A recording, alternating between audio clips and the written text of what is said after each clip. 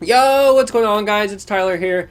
I actually have not seen all the ratings yet on 2K20. The live stream was last night, and I figured I actually recorded the live stream on my computer, and then I sat here to make the video, and I'm thinking, why would I go through an hour of footage when I could just go on Twitter and look it up and talk about it there? So that's what we're gonna do. So let's scroll down here. I actually haven't seen the ratings yet. Obviously, they're on the screen, but I just put it on the screen and recorded, so you're gonna get my reactions right here.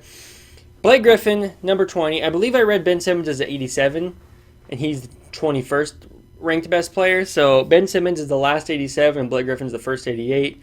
Blake Griffin, Rudy Gobert, Donovan Mitchell, Kemba, Jimmy Butler. Um,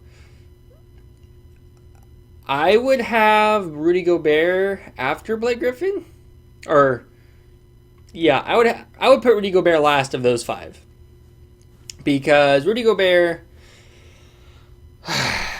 he's not much of a offensive player. I'll put it that way. Rudy Gobert's got no offense. He's just straight defense, and that's it. And rebounds, and even rebounds, he's a little soft. And I don't know. 88 seems a little weird to me. Even like Ben Simmons being 87, seems to me they should both be 85, 86 ish, 84, 85, 86 in that range. I feel like there's too many holes in Rudy Gobert and Ben Simmons' game for them to be that high up on the list. But that's just me. I have a different standard probably than most people. Most people probably would think I'm crazy for saying that. But yeah, Rudy Gobert, Ben Simmons. I don't know about that. It's a little weird. I would rather. I would put Blake Griffin above both those guys personally. You might think I'm crazy because Blake Griffin has an injury history, but peak for peak, give me Blake Griffin over either one of them. Donovan Mitchell, 18, 88 overall. No problem with that whatsoever. He's an all right defender. He's an obviously phenomenal scorer. He had a bad year last year. Then he turned it around weeks, last couple months of the season. He turned it around. Kemba Walker, he's a phenomenal scorer. Obviously, no defense because he's shorter. I'm fine with the Donovan Mitchells and the Kemba Walkers. Jimmy Butler, though, I might want Jimmy Butler higher. So let's actually go ahead and take a look at the next crop, and we'll see where. All right, so here we go. The next crop here, we got number 15, Karl-Anthony Towns, number 11, Klay Thompson, number 13, Westbrook, 12, Jokic, and 11, Kyrie Irving. Okay, so Karl-Anthony Towns is ranked at 89, Thompson at 89, Westbrook's our first 90, Jokic is our first 90, and Kyrie at 91. So, how do I put this? Uh, I think Jimmy Butler should be better than Klay Thompson, just because Jimmy Butler can do all the things Klay Thompson can do. He's not as good of a shooter. He's a better scorer, and he can actually have the ball in his hands, and he has better handles than Klay. Now, don't get me wrong. If I need a game-winning three, I'm going Klay Thompson all day. But Jimmy Butler had two game-winning threes last season, and also they were ball in hand, and also Jimmy Butler is a phenomenal defender. He can get to the cup. He can shoot the mid-range. Klay Thompson can do all that, but Klay Thompson can't create his own shot. For me, I'd put Jimmy Butler at 89 or 90. That's me. But I'm not going to complain about that too much. Karl-Anthony Towns at 89.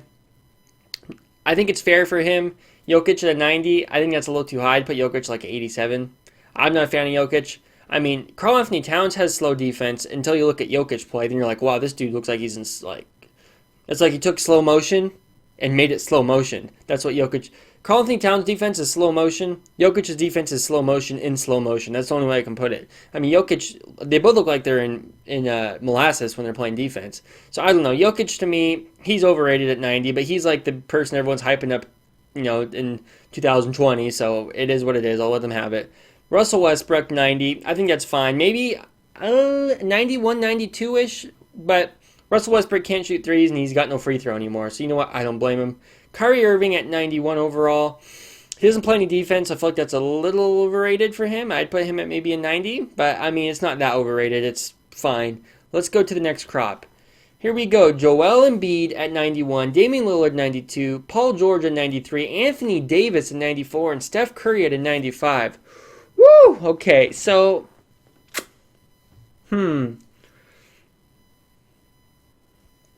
I don't have a problem with Steph at 95. I don't have a problem with Anthony Davis as a 94. Paul George as a 93. I don't really have a problem with that either. The only one, and even Lillard I don't have a problem with, but Joel Embiid at a 91, something feels yucky about that. If I was them, I would have put...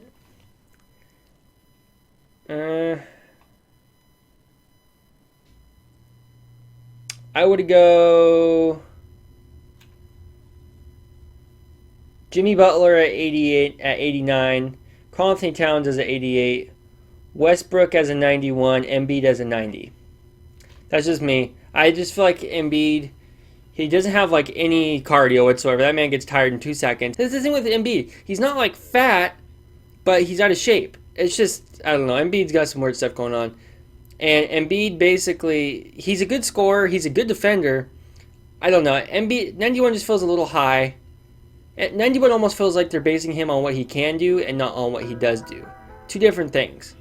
What he can do is defend and play make and shoot the three and dominate down low. But does he do that all the time? Not really. A lot of time he's got his hands on his knees and he's like gasping for air and he's tired. So I don't know. Joel Embiid 91 feels a little high to me, but not really. I'm not going to sit here and I'm not going to go to the 2K offices and try to have a protest outside the office. So here we go. Top 5 in 2K. We're going to go down from 5. James Harden 96. KD 96. Giannis 96? Huh? Kawhi 97. And LeBron 97. Okay. Well. Yeah, I don't know about that. So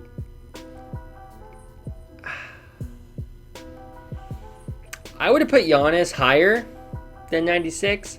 Now, he can't shoot a lick, so I get it. He barely has a three-pointer. But he's so good at everything else, I feel like Giannis should definitely be a 98. I feel like Giannis should have been above LeBron. So I feel like Giannis and Kawhi both should have been above LeBron. I think what you should have done was go... And honestly, I would have put Kevin Durant above LeBron too. I would have went...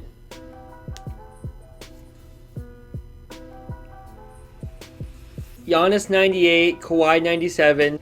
Let's see. I would go Giannis 98, Kawhi 97, LeBron at 96, at least Kevin Durant at 96, so they're equal, and then Harden 96 as well. That's what I would have done. Giannis won the MVP and Kawhi won the Finals MVP, and LeBron James is just LeBron James, his team didn't make the playoffs. So I don't understand how LeBron and LeBron. See, you can tell they put these stats together by statistics and not by eye test on the court, because LeBron's game is not as athletic as it used to be, but his statistics still look like he's as athletic as it used to be because of how much he stat pads, and that's how he gets these good ratings in 2K. Honestly, LeBron should be a 95-4-ish to me, honestly, but I wouldn't be mad if he was at 96 as long as Giannis and Kawhi were above him.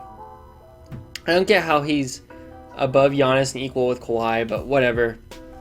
I mean, Kawhi's got double the game LeBron does. LeBron doesn't play defense. Kawhi can score average about as many points as LeBron, and then turn around and defend lights out on the other side. So, I mean, if you look at it like that, technically Kawhi's got double the game LeBron does, but whatever.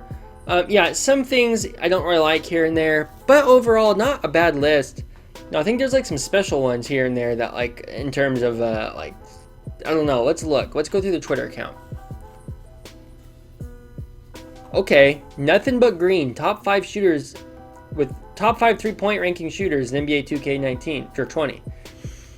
Steph Curry, 99 3-pointer. Klay Thompson, a 97 3-pointer.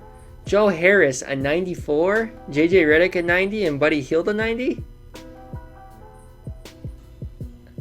Okay, I don't know why Joe Harris is a 94. I mean, he was one of the best 3-point shooters last year. But I feel like, I don't know. I would have put Redick and Buddy at like 94. And I would have made Joe Harris like a 92. I feel like that would have been fair. Or maybe, if you really want to put Joe Harris at 94, make JJ and Buddy like 92s. I don't know. That seems like it's a little low for JJ and Buddy. But, you know, like I said, this is like splitting hairs. It's not like they gave Shaq a 3-pointer. Ha! Oh wait, they do that in 2K because they like to be cheesers. Top 5 rookies. This is interesting. So Zion is at 81 in 2K20. John Morant is 79. RJ Barrett is 78. DeAndre Hunter a 77 and Darius Garland a 77. Wow, so they went 81 with Zion. That's usually what they do. Usually there's no rookie above an 81 overall. So I'm kind of not surprised, but on the other end, I'm like, for all the hype Zion got, him only being an 81. I mean, and obviously they upgrade the player. If Zion plays good, they're going to make his player better. But Zion is only 10 away from being a 71. It's kind of weird to think about.